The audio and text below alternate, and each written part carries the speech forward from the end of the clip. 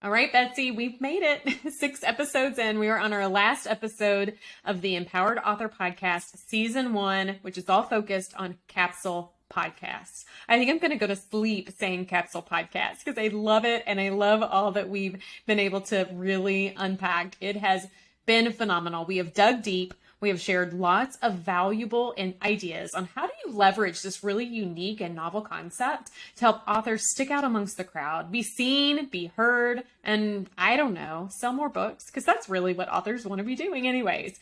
So today on our last episode of this particular season, we've got a really fun topic to have, right? So what better way to talk about and wrap up capsule podcasts than to talk about how do you leverage one to be on a podcast. So we've been talking a lot about being a host, and that's phenomenal. And I love everything that being a capsule podcast host and just a host for your brand can do for you.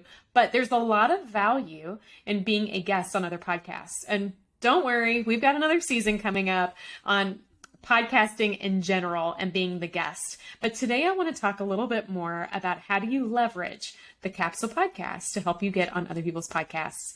Betsy, you know the drill. Before we get going, I want people to know, what is a capsule podcast? Tell us a little bit about it. Yes, a capsule podcast is a 6-episode mini-series, standalone mini-series that you produce that is going to align perfectly with your marketing strategy to help move the needle in your business. So we are taking these 6 episodes, 15-ish minutes each, putting together a nice, tightly curated piece of content that will just help leverage everything else in your marketing strategy. So it's using the power of podcasting, but in kind of a different way that does not overwhelm you with commitment and costs and everything else. We're like, you can podcast, just make 6 episodes in a really strategic way. And Stephanie has so many ideas on how to do that, which I love. Well, and let's be real. When you say podcasting can be overwhelming, anything with new technology and new strategies can be overwhelming, but you have packaged it up in a way that makes it so easy for people to get their message out without stressing about all of the logistics of it. So that's phenomenal. And we absolutely, absolutely love what Capsule Podcast stands for and everything that comes along with it. But before we get too deep, I do want us to talk a bit about just podcasting in general. So we've talked in previous episodes about how you have a podcast, and it's one that you and your sister started. So tell us just a little bit more about your podcast. And I'm interested specifically as you share, on how you noticed a need that people had that you became a solution for. Sure. So I have a podcast called The Dinner Sisters, and I co-host it with my sister. She is single and cooks for just herself, and I cook for a family of 5. So every week she picks 3 recipes and we make them together. And this kind of came about because I would always call my sister because she loves food blogs and cooking and everything else. And I'd be like, I've got some chicken and some broccoli and some breadcrumbs and 2 eggs. What should I make for dinner? Because I just was not a good cook. I'm a much better cook now because we've been doing this for 3 years. But we thought, I don't really love to go through and look for recipes and figure out which ones are good. And there's a lot of bad recipes on the internet. So Yes. I thought I was a bad cook because I was making really bad recipes. And she identified this. And I was like, hey, Kate, why don't you just pick these 3 recipes a week? I'll make whatever you say. We'll record this. Will be a podcast and we'll talk about it and we'll help other people avoid the bad recipes on the internet and find new things to make for dinner. And we tried it out. We kind of had just an idea and we thought this is a solution because I know there are a lot of people who struggle trying to find a recipe out there on the wild west of the internet free recipe situation, which is crazy. Yeah. And could just really use some guidance. And Kate loves to find and try new recipes. So 3 years later, we have done 3 recipes a week for 150 episodes. So I have made almost 500 from scratch new recipes, and my cooking has improved significantly. And I've also gone to Rome and interviewed a cookbook author at her apartment in Rome, and she was featured in the National Geographic. She's like a tour guide for them, and she's on the Stanley Tucci like Living Italy thing that's out right now. So that was an amazing thing. And I could say I messaged her and said, hey, I have a podcast. We'd love to interview you. I'll be in Rome. Can I interview you? And she was like, yes, of course, invited me over, and it was great. And I did the same thing. For a cookbook release, we went to the Appalachian Mountains to a place called Foxfire, and I recorded. We did a whole episode one morning where we cooked over a wood fire stove. Foxfire had a cookbook come out, and they fired up this cabin, this wood fire stove, and we cooked kind of the fried chicken, and we recorded on location with the fried chicken in the background. Oh my gosh. We talked about Southern cooking and heritage cooking and all of that kind of thing.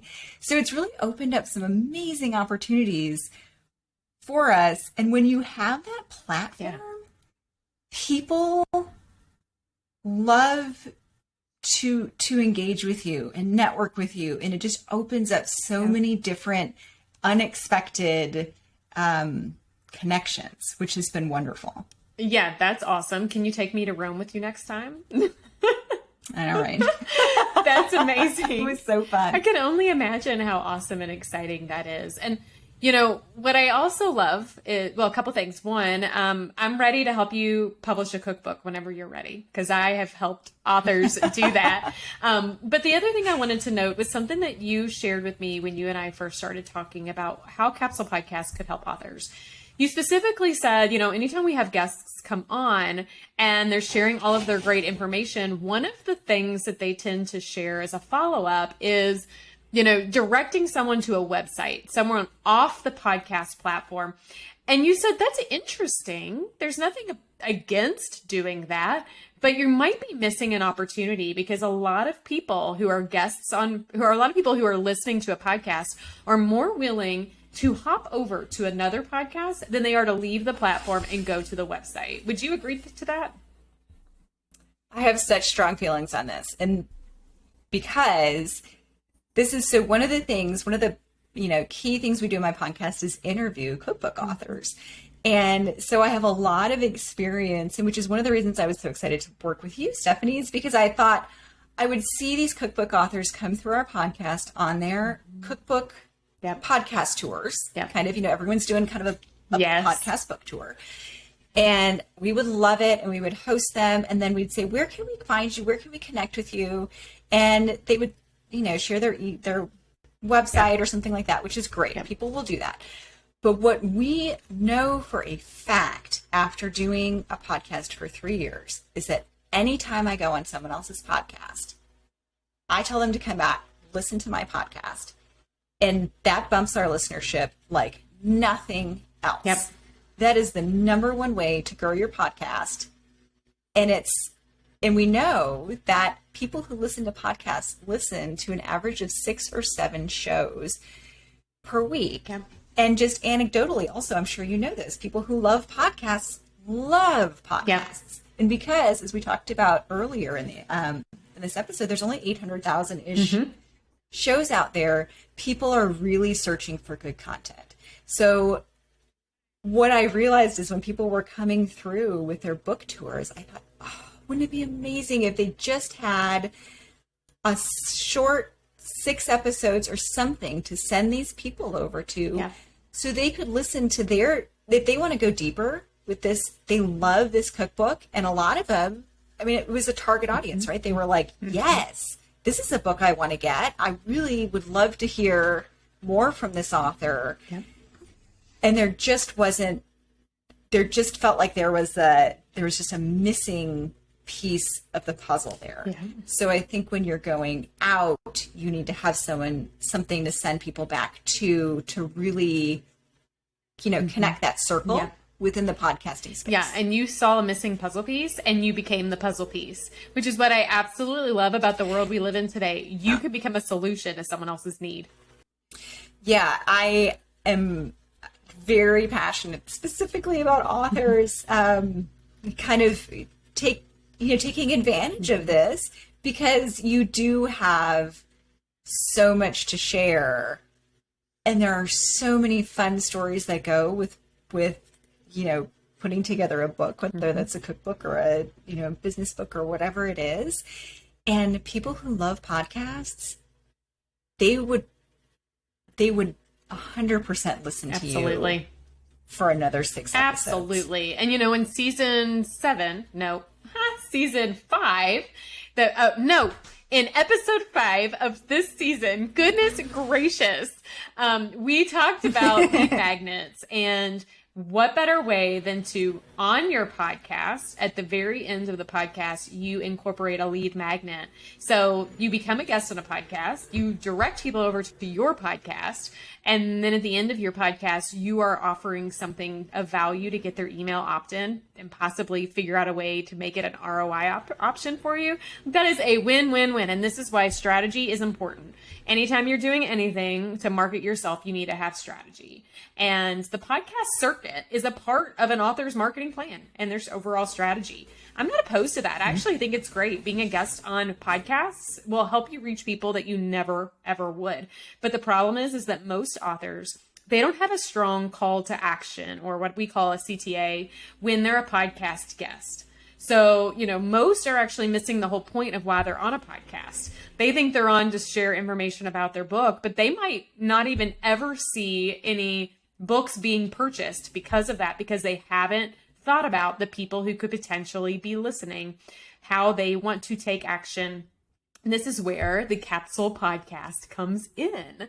There are actually several ways that authors, I believe, can use capsule podcasts just in general, but especially when we're talking about this topic on what happens when they are on other people's podcasts. But today I want to talk specifically about 2 ways: how to use them to get you on a podcast and how you use them as a tool to help you when you are on one. So let's start with the first one. How do you utilize a capsule podcast to help you actually get on a podcast? So I don't know if you've listened to anything over the course of this particular season of the Empowered Author Podcast. I hope you walk away realizing this. It's not always about you. It's about them too, right? So you wrote a book because you have a message, but you want people to buy it. You want them to be inspired by it. You want them to take action. Every move you make needs to be done through the lens of what do the people that you want to take action need, want, and what will they do? Podcasting is an industry where what you say really matters. And the people who listen to podcasts are very, very loyal listeners. They might go there and go nowhere else. So if you're thinking like your target audience and you feel like they live on a podcast, you might want to be ensure that you're involved in the podcasting industry. Here's the kicker. Being a guest on people's podcasts is great when you can get that guest appearance. And, Betsy, I'm sure you agree. And now as a podcast host myself, I agree that I want to ensure if anybody's going to be a guest on my podcast, that they're going to be a good guest, right? Like if you're going to share real estate, you want it to be someone of value. Well, you do. And you also want, so first of all, you're vetting people because you want to make sure that what you're sharing with your audience is what they want, because you have a target audience. And you don't want to, ruin that trust that you've built over years by having someone on who is just totally not aligning with your values. And then we do. I mean, honestly, this is another reason that I'm so passionate about this, is that people will have authors on and then we'll be in the Facebook group and people will email us and they'll be like, I really liked that book. Where can I find it again? People often, when they're being interviewed and you give a quick, this is the title of my book. People don't remember that. It's really hard for them to remember that. And also they're kind of in that podcast's universe, right? So instead of stopping what they're doing and going to look up that book, they could, but mostly they're also driving. They're out on a walk. They're doing things like that, right? Where it's easy because they're on their podcast app. So if they are like, ooh, yeah, let me subscribe to that quick because I'm already on my phone. That's something I'm doing right now. I'll subscribe so I can listen to that later. But next I was going to listen to, the Empowered Author podcast because that's what I do on my walk is I listen to these 2, right? So you're likely not going to like break that and have them go on Amazon and go do all the rest of the thing. But you can fit into that like mind space that they're in. Oh, I'm going to save this. I'm going to save something else because I want to listen to that later, and I can find them there. And then you can tell those people on your own podcast how to take action.